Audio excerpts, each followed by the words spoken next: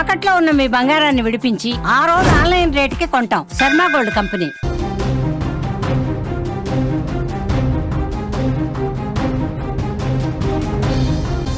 మరో breaking news చూస్తున్నాం. నెల్లూరులో ప్రేమోన్మాది ఘాతుకం. పుట్టినరోజు నాడే యువతిని రూమ్ కి పిలిపించి దారుణంగా హత్య చేశాడు. మైథిలి ప్రియను చంపి చెల్లికి కాల్ చేశాడు నిందితుడు నిఖిల్. తమ మధ్య గొడవ జరగడంతో చంపేస్తానని నిఖిల్ చెప్తున్నాడు. మీ అక్కను చంపేసా, వచ్చి తీసుకెళ్ళండి అంటూ కూడా చెప్పాడని మైథిలి ప్రియ సిస్టర్ సాహితి చెప్తోంది. నిఖిల్, ప్రియ ఇద్దరు క్లాస్మేట్స్. మా అక్కను చంపి అక్కడే కూర్చున్నాడు అని కూడా సాహితి చెప్తోంది. ఈ దారుణంలో చాలా మందిపై మాకు అనుమానాలు ఉన్నాయి అంటూ కూడా మైథిలి ప్రియ సిస్టర్ సాహితి చెప్తుంది. నెల్లూరు నగరంలో బి ఫార్మసీ విద్యార్థిని మైథిలి ప్రియను ఆమె స్నేహితుడు నిఖిల్ కత్తితో పొడిచి దారుణంగా హత్య చేశాడు. కరెంట్ ఆఫీస్ సెంటర్లో జరిగిన ఈ ఘటన స్థానికంగా కలకలం రేపింది. మాట్లాడాలని పిలిచి ఈ ఘాతుకానికి ఒడిగట్టిన నిఖిల్ అనంతరం పోలీస్ స్టేషన్లో లొంగిపోయినట్లుగా కూడా తెలుస్తోంది. నిందితుడు నిఖిల్, మృతురాలు మైథిలి ప్రియ రాపూరి మండలం చుట్టుపాలెం స్వాతి బి ఫార్మసీ కాలేజ్లో ఇద్దరు క్లాస్మేట్స్ అని కూడా తెలుస్తోంది. బెంగళూరులో జాబ్ చేస్తున్న మృతురాలు మైథిలి ప్రియ సెప్టెంబర్ 6న పుట్టినరోజు కావడంతో 3వ తేదీ నెల్లూరుకు వచ్చినట్లుగా తెలుస్తోంది. కాగా ఈ విషయం తెలిసి మాట్లాడాలి అని రూమ్కి రమ్మంటే నిఖిల్ మైథిలికి ఫోన్ చేశాడు. రూమ్కి వెళ్ళిన తర్వాత మైథిలిని నిఖిల్ కత్తితో పొడిచి చంపినట్లుగా తెలుస్తోంది.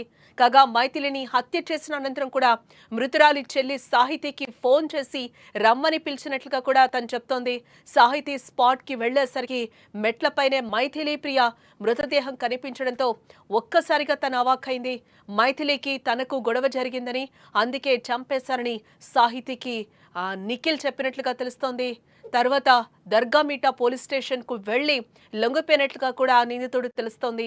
ప్రేమ పేరుతో వేధించి తన కుమార్తెను హత్య చేశాడని మృతురాలి తల్లి లక్ష్మి కూడా బోరున విలపిస్తోంది. ఇదిలా ఉంటే మైథిలి ప్రియను నిఖిల్ చాలా కాలంగా ప్రేమిస్తున్నానంటూ కూడా వెంట పడుతున్నట్లుగా కూడా తెలుస్తోంది.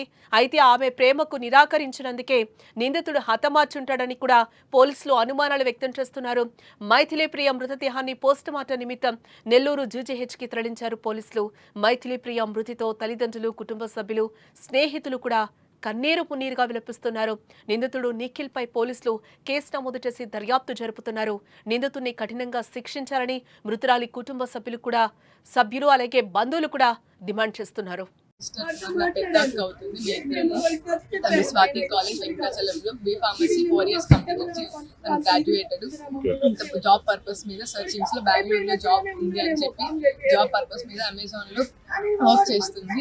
ఇంకా సెప్టెంబర్ 6 తన బర్త్డే ఉంది, అందుకని సెప్టెంబర్ 3 తను నెల్లూరుకి వచ్చింది. సెప్టెంబర్ బర్త్డే చూసుకొని ఇంకా వెళ్దాము అని అనుకునింది.